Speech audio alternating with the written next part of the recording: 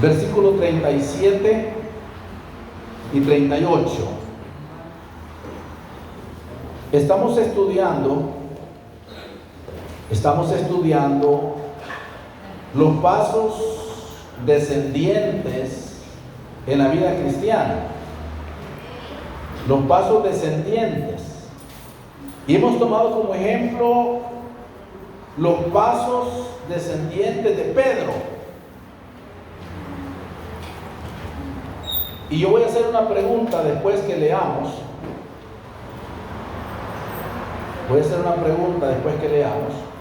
Pero dice así la Biblia, 14:37 de Marcos, porque todas las enseñanzas están basadas en el capítulo 14 de Marcos. Dios bendiga a nuestros hermanos que acompañan a la hermana Evelyn. Qué cultero se han puesto, hermano. No han perdido culto toda la semana. Bienvenidos a la casa del Señor. Vino luego y los halló durmiendo. Y dijo, ¿a quién? A Pedro. No sé por qué Jesús en realidad se dedicaba directamente a Pedro. Pedro hubiera podido decir, Señor, solo conmigo la agarras. Simón, porque era el primer nombre de Pedro, Simón Pedro. No va a pensar que es otro. ¿Duermes? ¿No han podido velar una hora?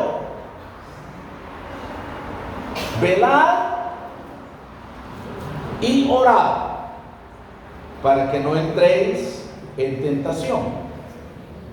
El espíritu a la verdad está dispuesto, pero la carne es débil. Siéntense, hermanos. Yo voy a regalar una dona esta mañana. La doctora está allá y está vendiendo donas bien ricas. Al primero que me diga cuál fue el primer paso descendiente de Pedro. El primero, porque solo hay una dona.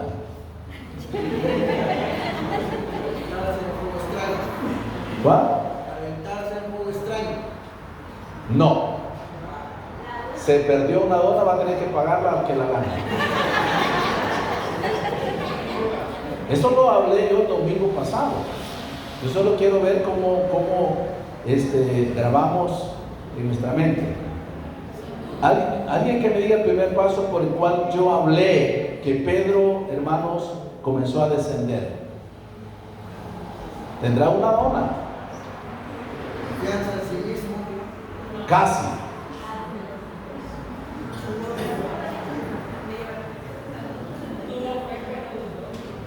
Ahorita se ha ganado la mitad.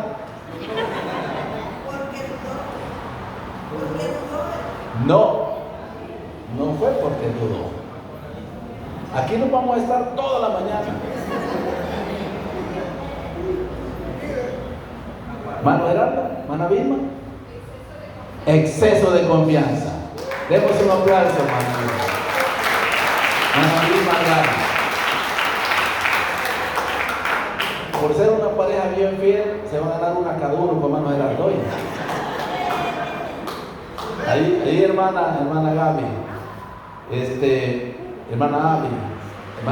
hermana, yo la confundo, Gaby con Abby, la doctora, hermana Gabriela, le va a dar una dona a cada uno. Exceso de confianza. ¿Por qué dio exceso?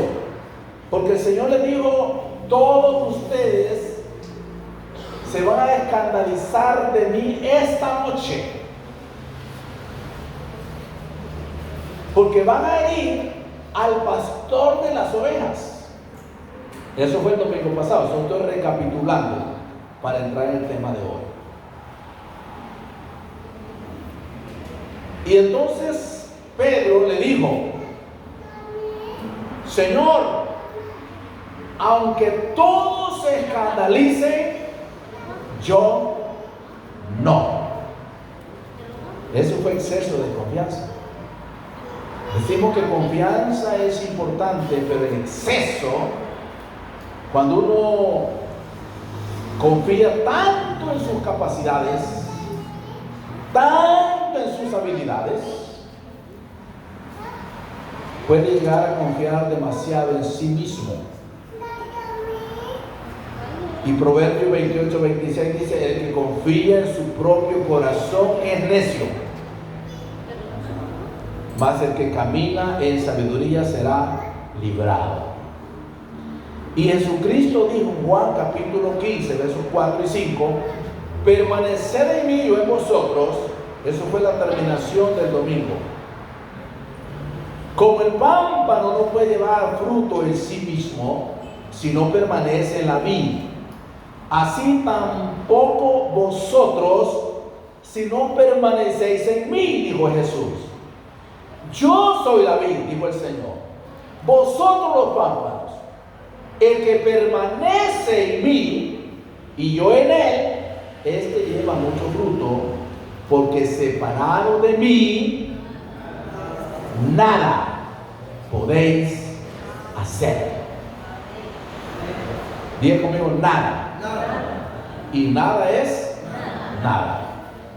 O sea, como el pez en el agua, nada. Hoy en esta mañana, en los dos cultos, quizás voy a hablar de los pasos, pero hablaré del segundo paso en descenso en la vida de Pedro. Segundo paso. En el segundo culto vamos a hablar del tercer paso, o a no ser que lo abarque en este tiempo, pero no quiero alargarme demasiado porque viene otro culto. El cansancio es normal, cansancio físico. Todos nos cansamos. Yo hablaba anoche a los hermanos que tenemos un fin de semana duro. Viernes tuvimos culto. Ayer toda la tarde seminario. Más noche sesión del cuerpo oficial. Hoy tenemos dos cultos. Tenemos sesión de tesoreros. Tenemos escuela bíblica.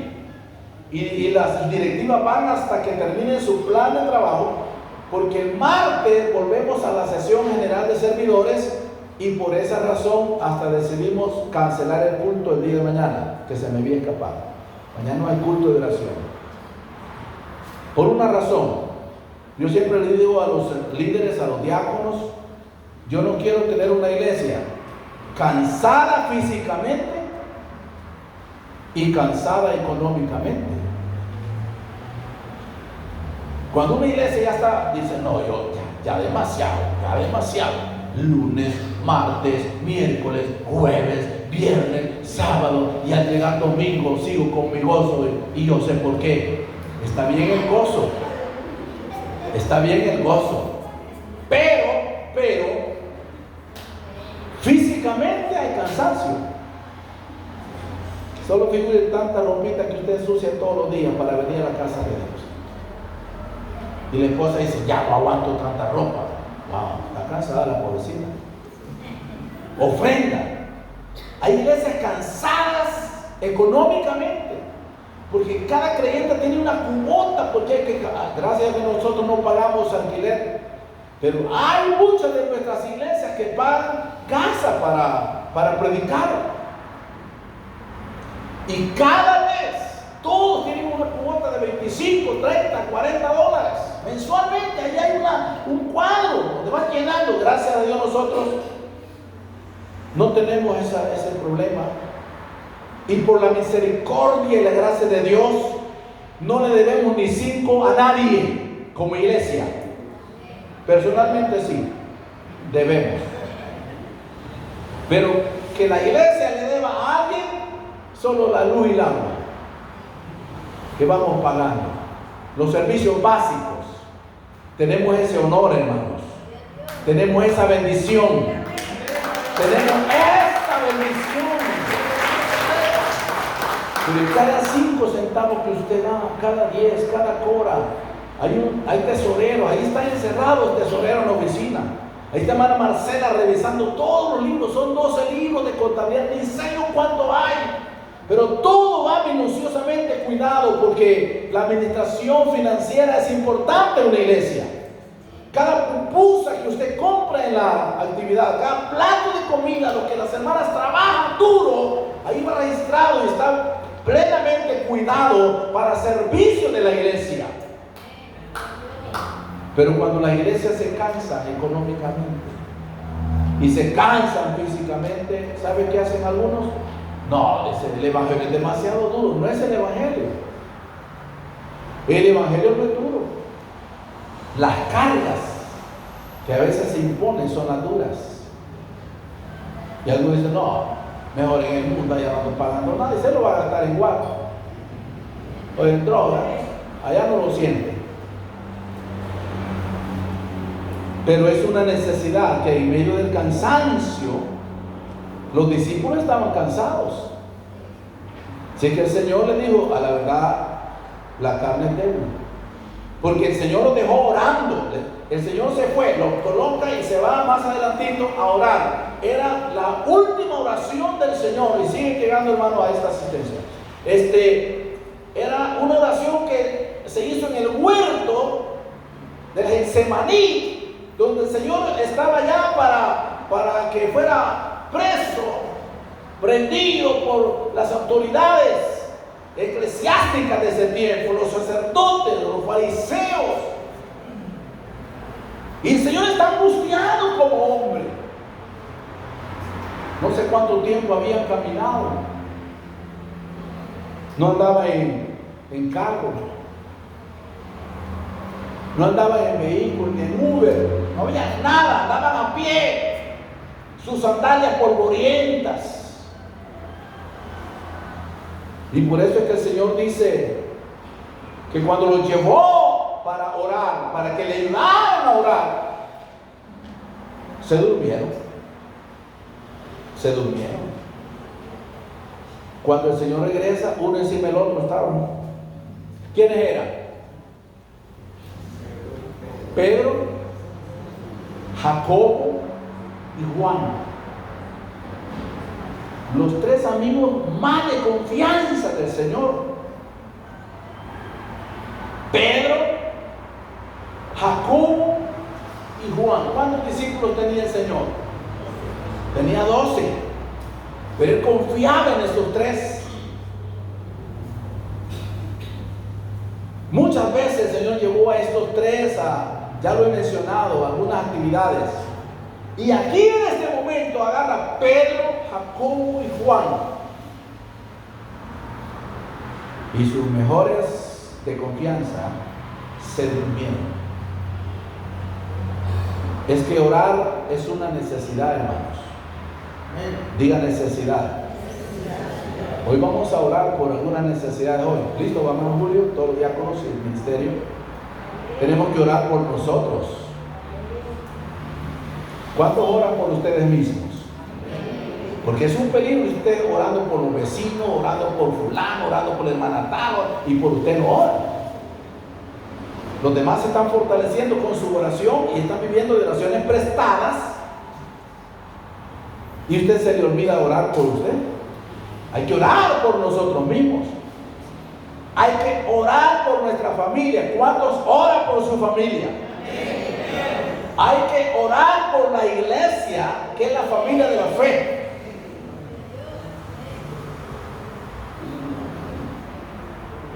Hay personas que no son de la iglesia y piden oración a la iglesia. Nosotros tenemos petición de personas hasta de otro país que dicen, por favor, la iglesia de la San Luis, necesitamos oración. Nuestras oraciones pueden dar como resultado que personas vengan a la iglesia. Oramos porque hay personas que necesitan. Tenemos una mamá y una hija que está viniendo a la iglesia. Hermana Marta Lilian Guzmán y hermana Andrea Alexandra. El hermano Juan Alvarado fue el medio para traer el mensaje. Dijo, hay una familia allí, dijo, que tienen semanas y semanas de no dormir. Están angustiados, no pueden dormir porque oyen ruidos en las paredes, oyen ruidos bajo la cama. Y cuando llegamos nosotros, nos dijo la señorita, Yo hasta vi, dijo, un animal con cachos, negro y con cachos, ahí en la pared estaba, dijo. Y era como se me puso la piel a mí. Y le digo, ¿dónde estaba? Ahí estaba. Y usted lo vio, yo lo vi. Una noche dice que hasta los gatos lloraban, que los perros lloraban. Y ellos lloraban.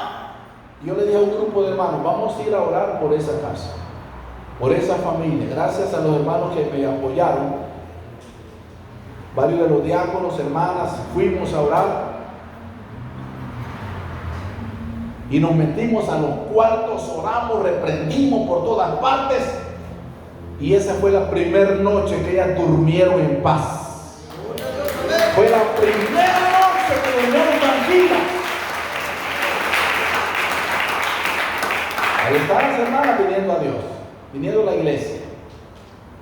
En el siguiente culto llegan ellas. Yo le digo, ¿qué tal, hermano? Felices, hermanos.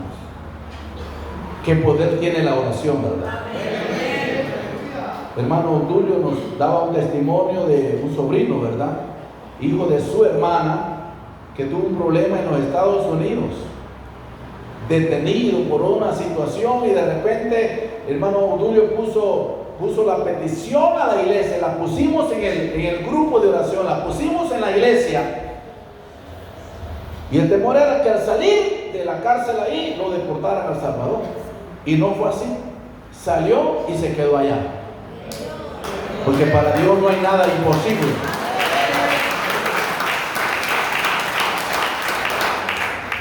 Jesús estaba en el momento más difícil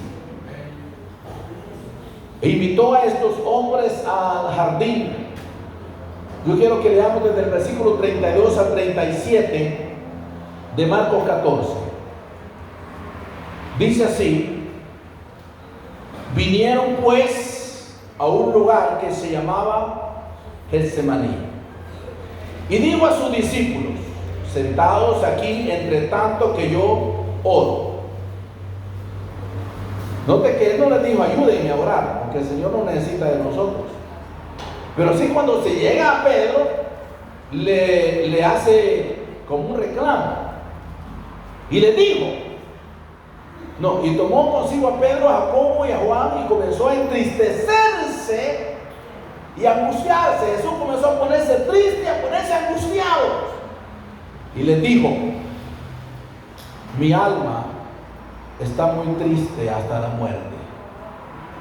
Jesús, como humano, como hombre, se puso triste porque sabía todo lo que le esperaba de ahí para allá. Quedaos aquí y velad. Yéndose un poco adelante, se postró en tierra y oró que si fuese posible pasase de él aquella hora. Y decía: Abba, Padre, decía el Señor, todas las cosas son posibles para ti. Aparta de mí esta copa, mas no lo que yo quiero, sino lo que tú. Y luego dice: vino luego y los halló durmiendo. Y dijo a Pedro: Simón, ¿duermes? ¿No has podido velar una hora? ¿Qué es velar? Es estar despierto, es estar vigilante, es estar a la expectativa para servir en algo. Y el pasaje sigue. Y yo quiero decir, hermano, que este paso es importante reconocerlo, que el segundo paso en el descenso espiritual es no orar cuando debemos orar. Así le vamos a llamar: no orar cuando debemos orar. No es fácil levantarse de madrugada a orar por los hermanos. Cuando hay exceso de confianza, que fue el primer paso, pensamos que ya no necesitamos orar. Ese es el problema. Cuando uno siente que, ¿cuántos años tengo de ser evangélico? Dice, 50 años. Y el diablo no me ha podido botar. 40 años, 30 años. Y uno piensa que el tiempo que tiene de ser creyente es garantía para no caerse. No es cierto. No es cierto. Si nos descuidamos y no oramos, estamos dando un segundo paso. Porque el exceso de confianza nos hace que no tenemos necesidad de orar. ¿Y yo para qué voy a orar? Si yo tengo 30 años de ser evangélico, ¿para qué voy a orar? Entonces Dios muchas veces nos pone un aguijoncito. Si usted dice, yo no tengo por qué orar, ni para qué orar, entonces nos pone un aguijoncito. Nos pone una prueba con nuestra familia, nos pone un problema en nuestro trabajo, nos pone una enfermedad en nuestros hijos, nos pone una enfermedad a nosotros mismos. Y ahora sí, Señor, aquí estoy, Padre Santo. Señor, si te necesito, Señor. Pensamos que ese es castigo. No, no es castigo. Dios no quiere que fracasemos. Él no quiere que sigamos buscando su presencia, que dependamos de Él, que clamemos a Él, que le busquemos a Él. Lucas dice que mientras Jesús oraba, miren qué terrible era esto. En el mismo pasaje, pero en Lucas 22:44, mientras Jesús oraba, estaba sudando. Y su sudor era como grandes gotas de sangre. 22:44 de Lucas. Y estando en agonía, oraba más intensamente. Y era su sudor como grandes gotas de sangre que caían a tierra. Jesús oró en el momento más difícil de su ministerio terrenal como hombre. Esto significa, hermano, que en las situaciones más difíciles que nosotros pasemos, la única solución es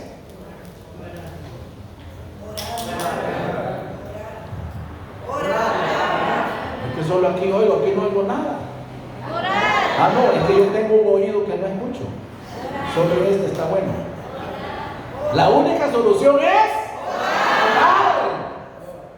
Cuando nadie le puede ayudar, cuando el médico no le puede ayudar, cuando la ciencia no le puede ayudar, cuando la autoridad no le puede ayudar, cuando nadie le puede ayudar, cuando su familia no le puede ayudar, busquemos la presencia del Señor y Él nos va a ayudar.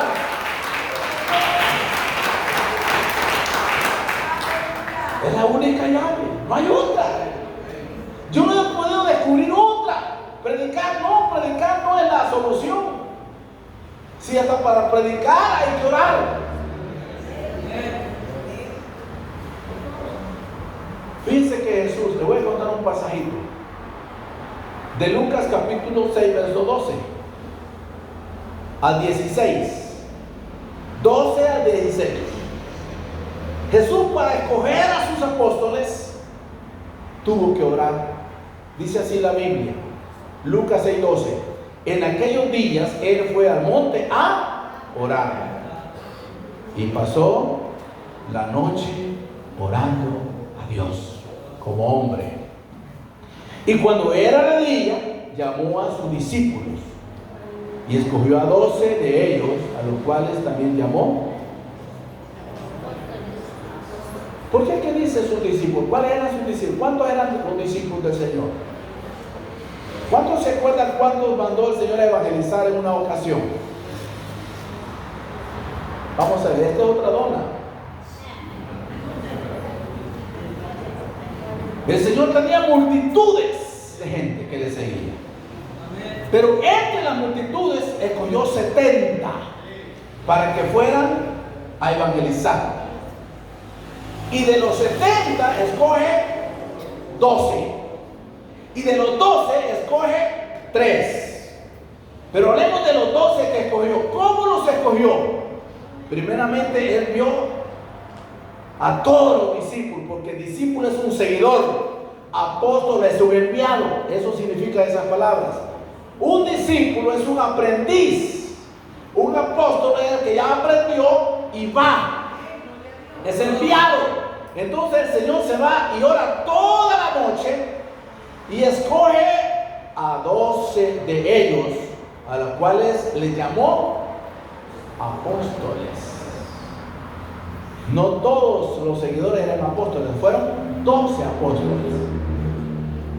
Y llamó a estos: a Simón, a quien también llamó Pedro, a Andrés, su hermano, Jacobo y a Juan, Felipe, Bartolomé, Mateo, Tomás, Jacobo, hijo del Feo, Simón llamado el Celote, Judas, hermano de Jacobo, y Judas Iscariote, que llegó a ser él.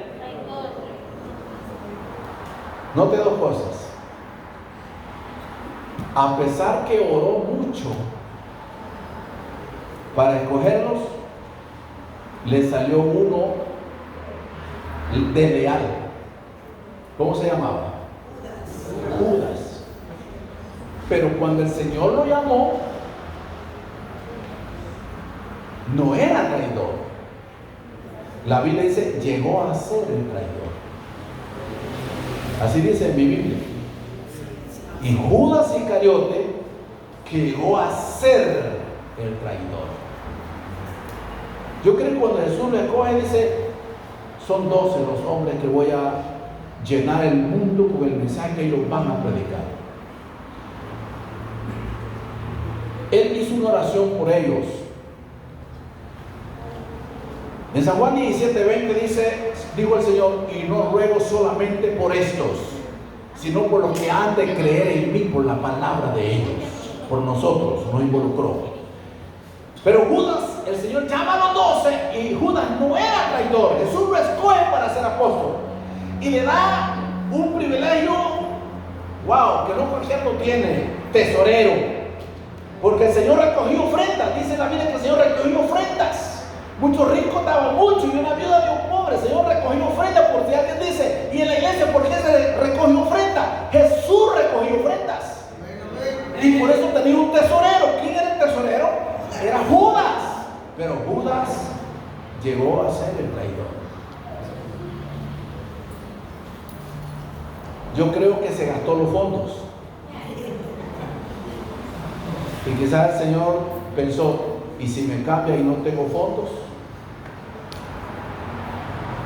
Tengo que hacer algo. Lo voy a vender al Señor. Lo vendió por 30 piezas de plata. Le voy a hacer una pregunta. Judas lo vendió y Pedro lo negó. ¿Cuál pecado es peor? Otra dona. Igual, gracias hermano. Se ganó una dona. ¡Wow! Estamos vendiendo. De veras, la pide, hermano. Iguales, los pecados fueron los mismos. Judas lo vende y Pedro lo niega. El pecado fue igual. Esta es otra pregunta, pero sin dona. Ya me estoy preocupando. ¿Cuál fue la diferencia entre Judas y Pedro? Judas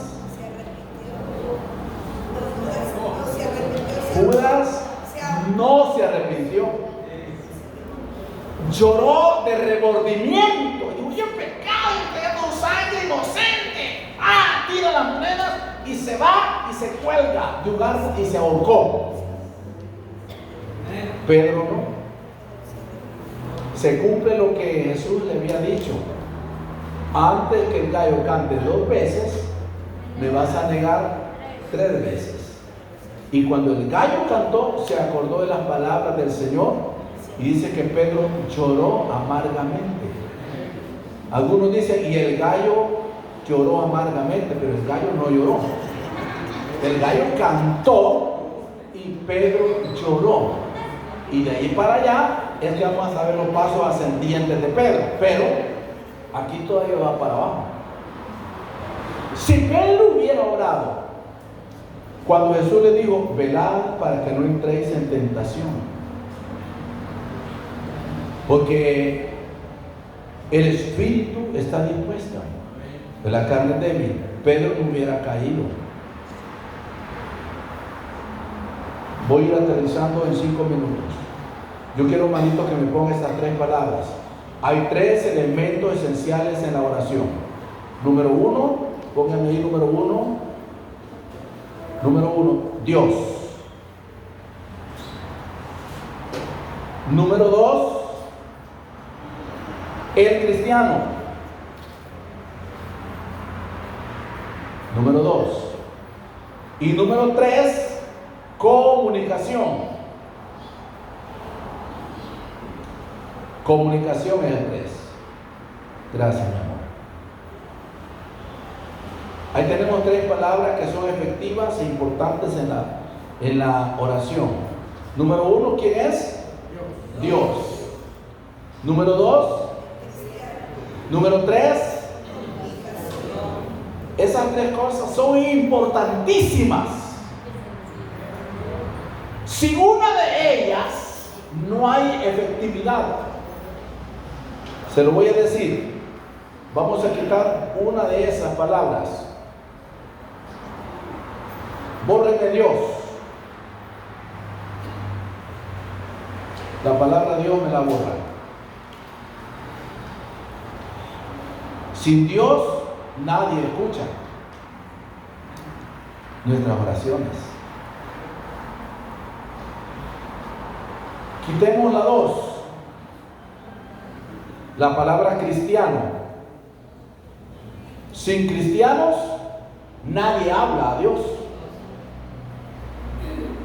Porque el mundo no quiere nada de Dios. Somos los cristianos los que oramos a Dios. Y quitemos la 3. Sin comunicación nadie dice nada. Entonces las 3 palabras son importantes. Dios, el cristiano, comunicación. Si quitamos la primera palabra, comunicación, nadie le dice nada a Dios. Si quitamos la segunda palabra, cristiano, no hay quien hable a Dios. Y si quitamos la tercera palabra, que sería la primera, Dios, no hay quien escuche. No hay quien escuche. Juan Wesley dijo, Dios no hará nada, excepto como respuesta a tu petición. Dios no hará nada si usted no le clama. Y a veces uno dice, pero es que Dios